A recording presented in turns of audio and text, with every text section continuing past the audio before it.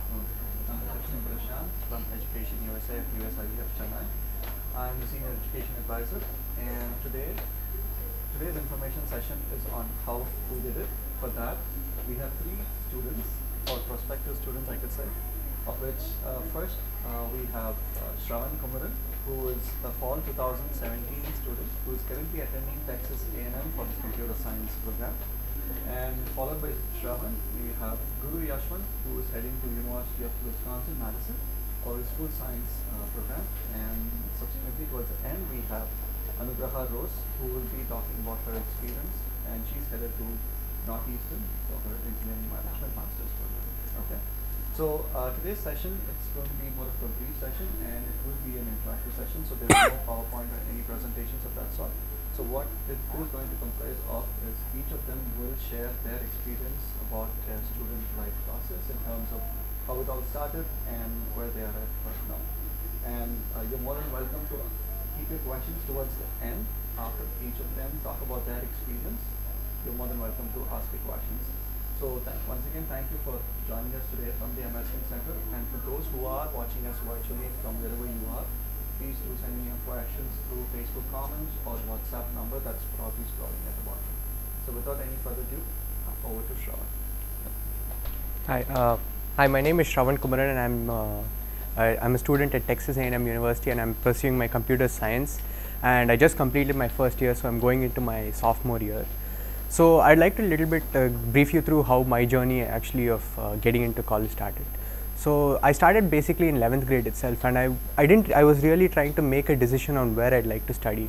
And US always seemed like the best option for me because it was more practical oriented, like where we could get to work with a lot of professors and work on a lot of projects. So that's kind of what I wanted to do. So I then started to kind of make a list of what are colleges which I wanted to study and apply to. So then I heard of this USIEF, which is the Education Fund in Education Trust in US, and it was in Chennai. So I came here and then I applied, and my counselor was Aparna ma'am, and like we spoke together for like about 2-3 hours, and I kind of made a list of what all colleges which I wanted to apply to. So then I took all my exams, and then like my SAT exam, my AP exams, and all the other exams. And then I went ahead and applied. So that application process was really hard. Like you need to spend a lot of time, and you need to plan and prepare way before and ahead. Like I was also a little bit late, I would say, but you need to plan ahead and you need to plan your time, especially since you will have your 12th board exams and your other exams as well. So planning is very important.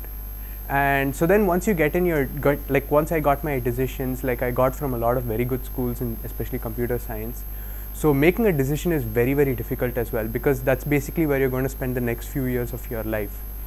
So what I did was I kind of created an Excel sheet, and then I based all the decisions, like say for example on the colleges where it's located and the weather, and then who exactly are the professors I'd probably be working with if I get into this school, and then all the other like campus activities which take place in the school. And then I would also look at which all are the major companies that come into the school so that they can hire people. Like say for example, in my college, Microsoft plays a really big role, and even Google has a huge role in our campus. Like we can see all these Google self-driving cars which are roaming around campus because students are working on them. So those kind of really interesting projects are something which really lured me into getting into A&M. So, and it's not just ranking, right? So once you get into a college, like you had a rank list, and then you see, okay, this college is number 3, so I'm going to just go ahead and pick this. It's not just that. So like you should look at the college more as a fit for you. So it's not just the numbers which really count. So that's what I would say what stood me out for Texas A&M. And then I applied. I accepted the decision, and then like I haven't looked back since. It's been a really good experience. I've already spent about a year there, and like I've worked with quite a few professors, and it's been really interesting, like working on various projects, like from growing plants to like working on machine learning models. It's been really quite a nice experience. Yeah, thank you.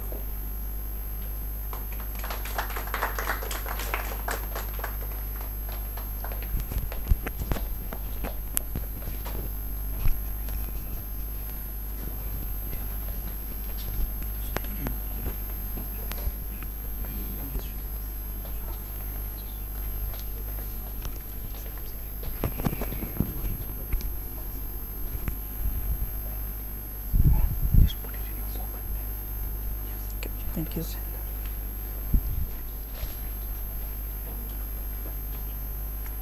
So good afternoon, everyone. Myself Guru Yashwant, and I'll be going to University of Wisconsin-Madison for doing my masters in food science. My bachelor degree was food process engineering. So I just want to ask, how many of you are all graduate students? 1, 2. Who will be going to US for doing masters? You'll be going to US for doing masters. All right. So basically I'll just start about what I did, how I got an admission, and what a few tips on how to get an admission. All right. So after my bachelor's, I came to Chennai, and I actually came to this library. I thought that there'll be really good books to prepare for GRE and stuff. I came here, I found USIEF, then I had a chat with Shanti ma'am, and it was good. So I'd suggest taking someone's advice in proceeding with your choosing universities or picking which state to go to and everything. And there's two options to do that. You can either hire people from places like this, USIF, or the other external agencies.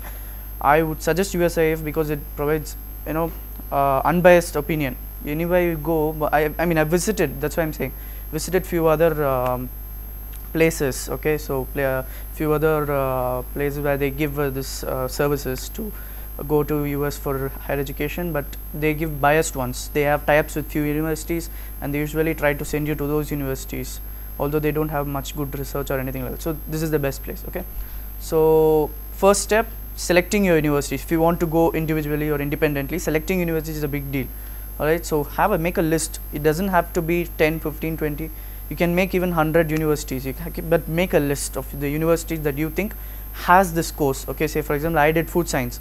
So I took the list of universities in US that gives food science or food technology or food processing and all those related courses, or dairy technology, animal technology, all those related courses which I could go to.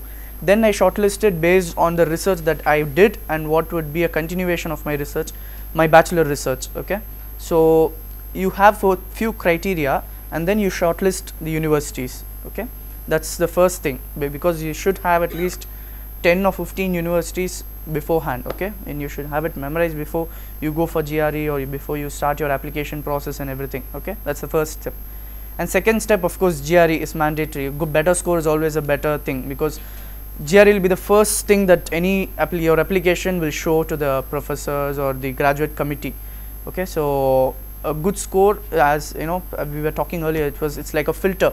GRE filters. Okay, say for the first 1,000 people are having a GRE score about 325, then any score below 325 is not picked first. All right, any score above 325 will be the applications that are picked first. So it's better to have a good GRE score.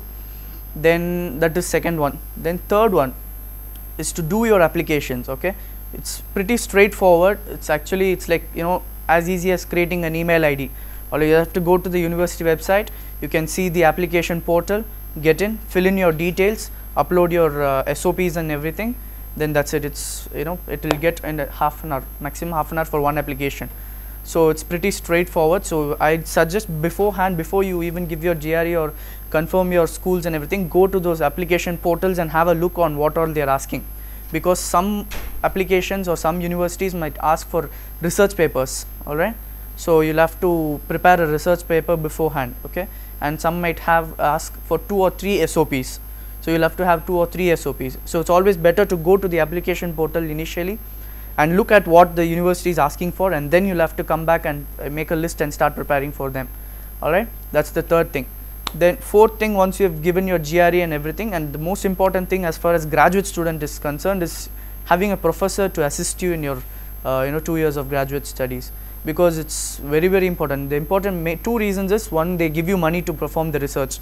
Okay, so that you don't have to worry about working in McDonald's or those places. You can concentrate that time on your research. All right, and the second thing is, it's always better to have someone's help with your research, because you're going to a new place and you're going to start a new research. So you'll have to have new methodologies for the research and everything. So it's better to have someone guide you. And I have 3 tips for getting a professor to accept your assistantship request. One is, keep sending them mails continuously. Okay, start from now itself. It doesn't mean that you only after finishing your GRE you should start contacting professors. Start from now itself. If you're going on 2019, it's okay if you start from now itself, because they'll have to realize that so and so email ID is looking for a position. So quickly at any point of time, the 1 year they'll get a vacancy position, and you know, if your mail in this is in the topmost bar, you have a better chance of getting that position. That's how I got it. Initially I got cancers. Then even though I got cancers, I kept on sending mails. Okay. Then one professor saw my mail, which I sent it on December, and he contacted me on May, saying that I have a vacancy position. If you'd like to join, I have a you know, position free. You can come and join. So it's always better to start early. So start now. Start sending mail. Keep it crisp. Say, my name is Guru Yashwant. I did my BTech here. This is my course where I did BTech. I want a position in your lab. This is what I could offer. That's it. But you'll have to keep doing it again and again. Say once in 2 weeks or once in a month, or you know, you'll have to keep it repeatedly doing it. And second, that's my first tip, to get a professor to actually see your mail. Second tip is to, the first tip is to keep the message brief, and second tip is to keep on repeating, and third is to, you know, register your keep a timeline. Okay, say for example, if it's morning here, it's night there, so there's no point in sitting 9:30 in the morning and sending him a mail. Okay, try to send him a mail. When you send him, he'll be ready to even see it. Okay, say for example, night 2 o'clock if you send it, if it's morning 8:30, he'll be opening it, and the first message will be your message. All right, so have a calculation of all those things and try to do that. And that's pretty much what you'll have to know right now. Once you got your admissions and everything, it's you know, it goes on by the, you know, in a flow. So you will get an idea about what applications are. I'd suggest read every application thoroughly. Okay, always take a help of someone. Okay, because our names are a little complicated. You might make a little small spelling mistake. Okay, so instead of GURU, you might put GURRU or something like that. Okay, so small spelling mistake will, you know, will make a big difference, because your passport and this will be different. Then in a visa office will be a big problem. So you know, it's always better to have someone check your applications before you submit them. And so that's basically what it is. All right, so it's straightforward. You just have to be confident. It's always a good opportunity. You know, you made an excellent decision of going to US. Be confident, and you know, do your best, because all the hard work that you're going to do for the next 6 months or 8 months, it's totally worth it. All right, so that's my advice. Thank you.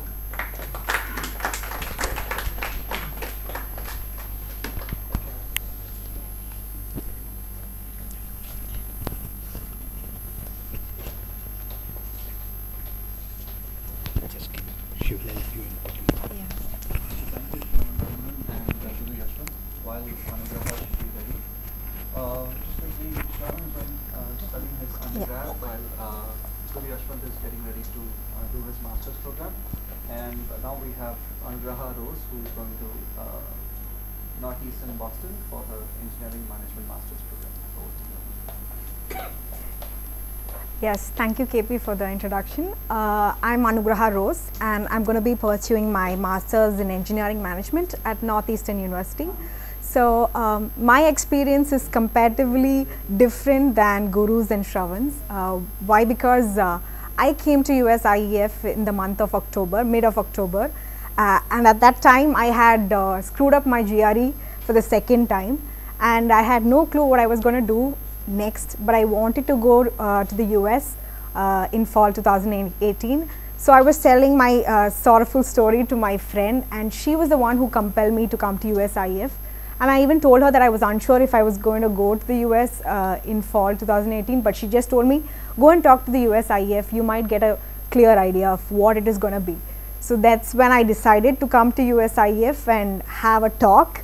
So I came to USIF and I spoke to one of the members over here, and she asked me just 2 questions. Are you ready for it? And she asked me, do you have a GRE in hand? And I said no. And she asked me, do you have LOR, SOP? I said no, no, no. And then she was also confused, but then she told me that be confident and you can definitely pursue your masters in fall 2018. So the one thing I did was go back home, rushed home, and then I made all the arrangements for my LOR. So for people sitting over here, I would definitely recommend you to get your LORs done. Whether you've taken your GRE or not, get your LORs done right now, because it's not a day's task. For me, it took 2 weeks maximum it takes around 4 to 5 weeks, but if you're very determined to get it within like 2 weeks, you can do it. And especially if you have your universities or colleges in the outskirts of Chennai, it is way difficult to get it in 2 weeks, but just be determined and make sure that you get your LORs ready even before you start preparing for your GRE or anything, because you have to go draft it with your professor, and it should be right, and they should print it in your letterhead. It's not a day's task, so it is really better if you start working on a LOR and SOP even if you've not written your GRE. And then so I came back to USIEF and I took a membership over here, and that's the best decision I have made in my life, I would say, because as I told you, I was very unsure if I would go for fall 2018, but then I was tagged on to KP, my advisor. So, and then he was also kind of puzzled because I didn't have a GRE in hand and I just have my LORs and all that, but then he helped me through it. I promised him that I would come back with a GRE score in 1 month, and in the meanwhile he asked me to prepare for my resume and my SOP, and I was having a track of it and I kept doing it, and then as promised, I came back with a better GRE score in 1 month, and the next was just application. So I had to just apply. I started applying and I had already crossed a few deadlines of my universities, but then KP helped me choose universities which had deadlines in February and March. So, and then I had 10 universities or more than 10 universities in mind, but then I wanted to narrow it down to 6 because I was planning to apply only to 6 universities. So then I took 2 ambitious, 2 safe and 2 moderate universities, and with the help of my GRE score, I knew that I would get through moderate and safe universities. So and then I started applying, and SOP is another tough task because you have to frame it and customize it according to the universities you're going to apply for. But then yes, it is pretty strenuous, but then if you really put your all efforts into it, I am sure you can get through your SOP as well. So the application process, yes, the universities have their particular application. So if you apply to one university, you will know the knack of the other application process because it's going to be more or less the same questions in all the other applications. So, but then I had a lot of questions, and the USIEF helped me to clear them all because they know what it is going to be. So with the help of USIEF, I applied, and then by mid of Jan, I had sent all my applications, and I was just waiting to get my admit. And in a month's time, I got my admit. My first was a reject, but then I wasn't disappointed with it. And then the following week itself, I got an admit from Northeastern, and I knew that I would go to Northeastern because that's what I was wanting, and I got Northeastern, and I was more than happy. And then after that, everything followed, whether my visa process or anything. And my personal experience is of all the process I went through, my visa experience was the best and it was the easiest. So if people tell you that visa is very hard, it's going to be tough and all that, it's just myth, don't believe it. It is one of the easiest process in the admission. So I was like you last year at the same time, in fact in a worse situation, but when I stand here today and I talk to you guys, I feel so proud, and when I look back, this journey has been so good, and thank you to USIEF for making this way special. Thank you.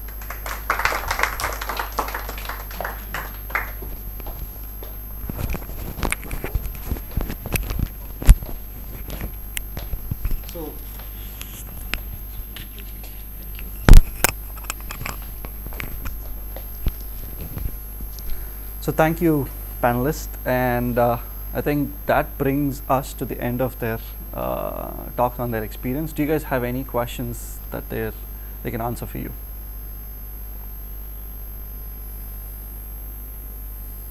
Go ahead. Let me name. My name is Shravan. Shravan, yes, Shravan. How do you prepare for your SATs and your APs? Yeah, actually, that's a very good question. Sure. So we have a question from our in-house audience here. The question is, how did you prepare for your SAT or ACT, and how did it go?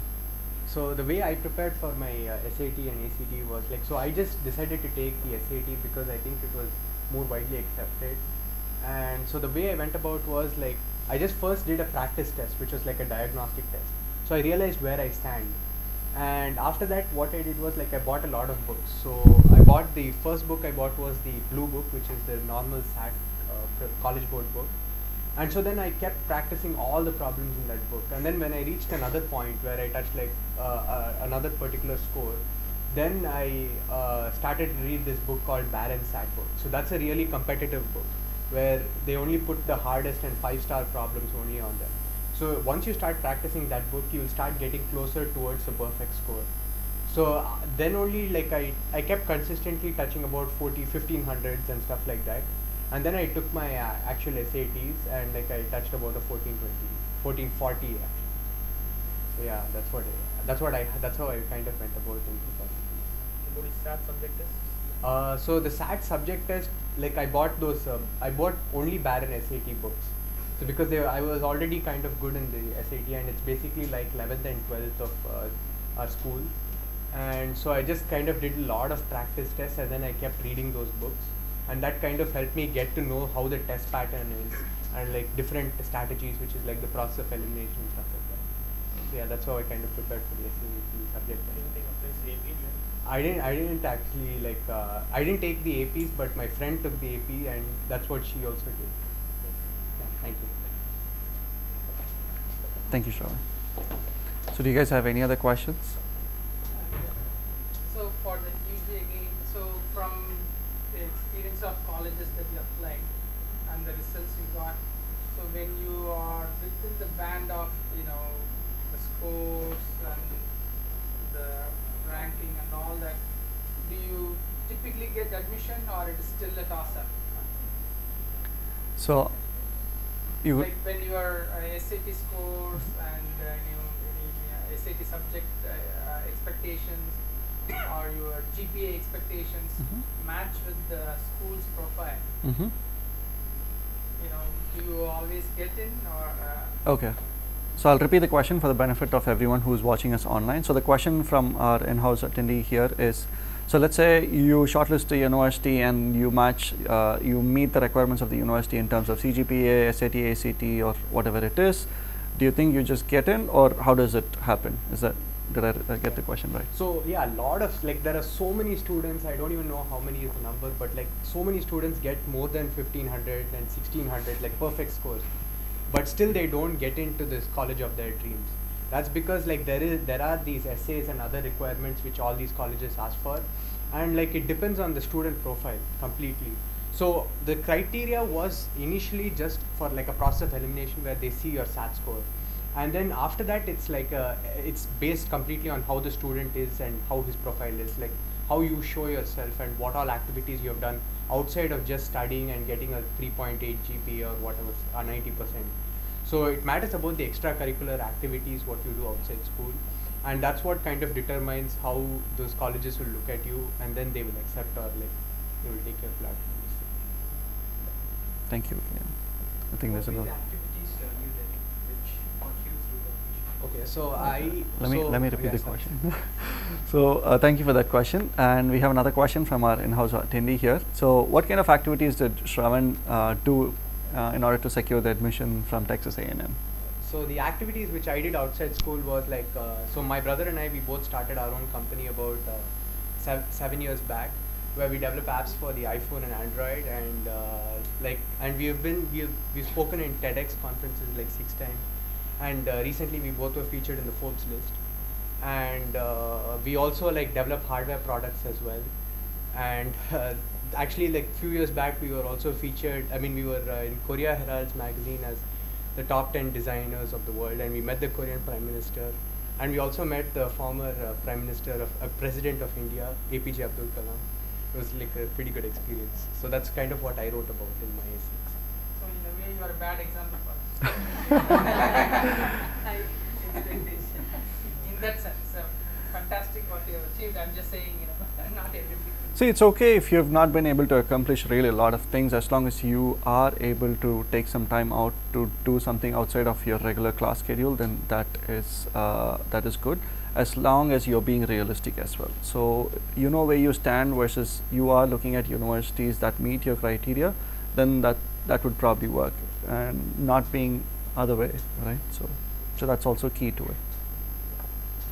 Any other questions for Shravan or for? Shravan said he started preparing himself from 11th grade, but I'm just asking you from a counselor's point of view, what would be the right grade, to start working towards preparing himself? Great question. Anything further? Okay.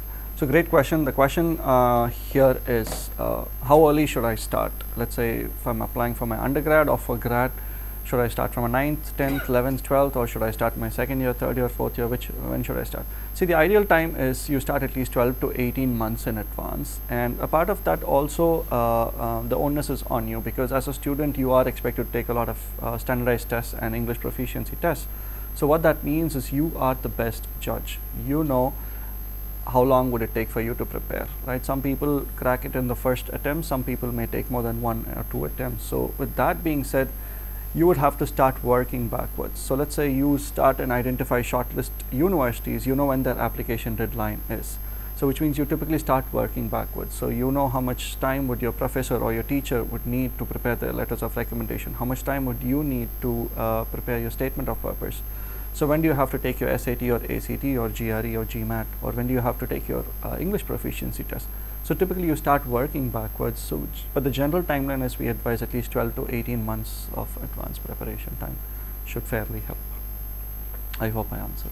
Thank you. Any other questions? Do we have any questions from our online viewers, Shanti? Nothing. Okay.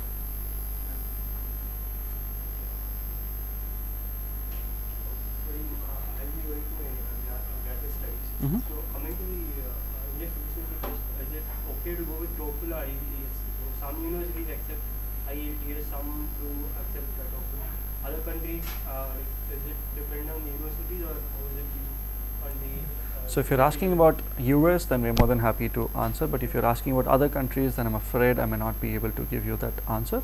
But do you have a specific question about US in terms of English proficiency test? So is it you go based on the university requirement, or is it depend on your difficulty level, something like that? See, typically, so the question is, should I take TOEFL or IELTS for studying in the US at the master's level or at any level for that matter?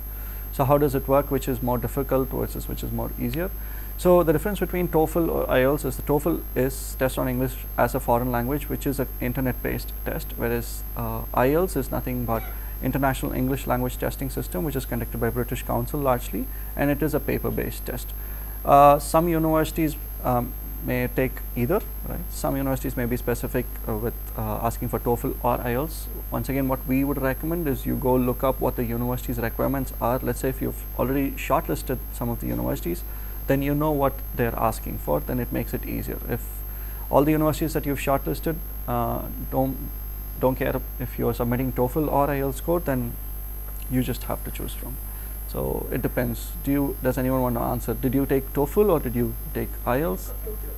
You guys took you took both. So do you want to come here and answer for the benefit of audience? How was it different? I took both too when I was applying. So do you have any experience on which worked? So initially my choice was not only US, okay, so I wanted to go to other countries as well. See, TOEFL is a US based exam. Even the voices that you hear in listening and the English that you get is American English. Whereas IELTS is a British and Australian exam. So if you're going to countries like UK or some countries in Europe or Australia, IELTS would be a better option.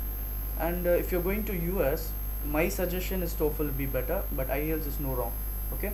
And as far as the difficulty is concerned, it depends on you, because if you're good at fast writing and if you're able to write legibly faster, IELTS is a better option. Because if you have typing problem, IELTS is a better option, because as sir told, it's a paper based exam. Whereas TOEFL, you'll have to type an essay, or everything you'll have to type. So you can do that. Yeah, as sir told, it's better to go to the application portal, look what they are expecting, and then you can. Thank you. Any other questions from our in-house attendees? Or? I think there was one online question at the YouTube. They wanted to know, apart from writing GRE for the graduate studies, do I also have to write either IELTS or TOEFL? Okay. So the question is, in addition to taking a standardized test like GRE or SAT or ACT for that matter, do I also have to take an English proficiency test like TOEFL or Ielts?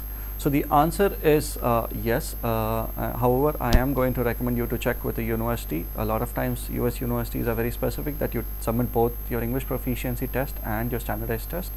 So to answer the question, if you have taken GRE, then it is most likely that you are expected to take TOEFL or Ielts unless and until the university is willing to give you a waiver. You had a question? Yeah, actually we're trying to identify some of the universities. It says that they don't need SAT scores. They do it, I think, based on the 12th results. Okay. So, but then they don't mind also. So, I mean, is it advisable to send the SAT scores? Very good question. So the question is, some universities don't ask for SAT or ACT scores, while some of them do ask. So how does it work to our advantage or disadvantage? If we were to take up SAT or ACT, should we use it at the time of application or not? So there are several universities that would ask for an SAT or a standardized test like ACT, or let's say even at the master's level GRE or GMAT. And then there are some universities that don't really ask for any of the standardized tests. How does it work? It purely depends on the university, right? However, let's say if you decide to take your SAT or ACT and then you have a score and you're applying to a university that doesn't ask for it, if you have a brilliant score, if I were you, I would probably use it to my advantage. So which means I would submit it to the university, so that way, even though the university doesn't ask for it or didn't ask for it, it indicates to the university that I have taken an effort to prepare and take up my SAT and ACT. In addition to it, I've also been able to score really well. So I would use it to my advantage. But on the other hand, if you have not taken it, it's still not going to work against you. But if you have taken it, you might as well just show off and make the most use of it. Right? Thank you for that. I have two questions. The first one is, are the SAT subject tests more important than the SAT one if I'm going to apply for engineering? And the second question is, how much do the board marks matter? Because I'm going to send my application before the marks, so it will be just a projected score. So then based on that, what is that? Okay. So the benefit of the audience, there are two questions. The first question is SAT subject score important? Are they more important than SAT one if I'm applying for engineering undergrad? Okay. So are SAT subject scores important if you are applying for engineering programs? And how important is the board exam scores, correct? Do you want to answer that question? So like many of the engineering schools which I applied to, they all ask for the SAT subject test. And they usually ask three, which is chemistry, math 2 and physics. So for example, I think Carnegie Mellon, they mandatorily require that you take physics and chemistry so that they even look at your application. And I think even Stanford or something, they recommend that you submit your scores. So it completely again depends on the university. For example, another college which I applied to is called University of Washington. They didn't really look at my SAT subject test scores. So even though they're a really good ranked university for computer science, I think they're 6 or something like that, they didn't really look into my engineering, my SAT subject test score. So that also completely depends upon the university. So I'd recommend you go to their university website, and usually they have this profile section where they write about their class students and their profile. And I think USIF, my counselor, she only told me about this. So I think that's what you should go and look into, so that you can see their 25th percentile and 75th percentile, and then you can see if they accepted the SAT score and if they even require that. So that's what you should probably check. And the other question is, how important is the board exam scores? So the board exam scores actually comes after your decisions, right? So that would be important, but I mean it's not as important as getting a really good 11th grade mark. So the problem was I didn't do very well in my 11th grade because I was not really paying attention to my 11th more, and I was like looking for doing well in my SATs and all the subject tests. So your 11th grade marks is really, really important, especially while colleges look into your application. Yeah, it definitely can be compensated with the SAT score. I think your SAT score has a much more higher preference than your 11th board marks. So yeah, so but don't forget that your board marks are still very, very important. So once you go into the university, and if you give your board marks and if it's not meeting their requirement, they could take away your admission. I've heard the many cases where people have done that. So you should not get complacent as soon as you get into university and be like, oh yes, I got into an American university, now I don't really need to care about my 12th board mark. You need to go and you need to still study and put in your hard work, and then only once you do well, only then will you actually have your admission. Thank you, Shravan. Is there any other questions from our online viewers or anyone here? All right, if there are no other questions, thank you for patiently taking some time out to be here today or watching us from wherever you are. As a matter of fact, our upcoming session is on August 23rd, and that session is purely for undergraduate aspirants and their parents.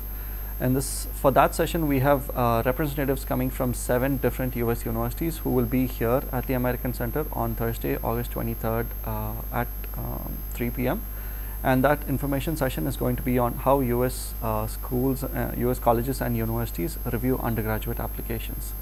So once again, thank you for patiently watching us.